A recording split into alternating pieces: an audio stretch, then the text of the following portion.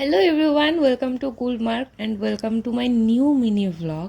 আজকে যাচ্ছে গুলমার্গে, but first phase second ফেজের টিকিট তো হয়নি।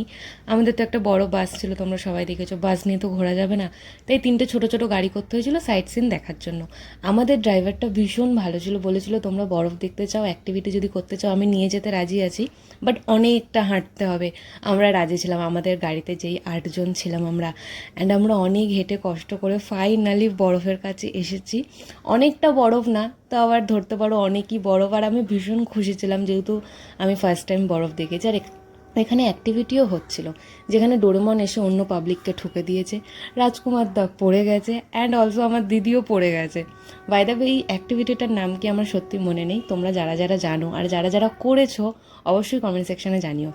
বেস্ট করেছি আমি আর নিশাদি, আমরা পড়েইনি, আর আমি ভীষণ খুশি ছিলাম। আরও অনেক সাইট সিন ঘুরেছি সত্যি বলতে, বাট তার সব কটা সাইট সিনের মধ্যে এই জায়গাটা আমার বেস্ট লেগেছে।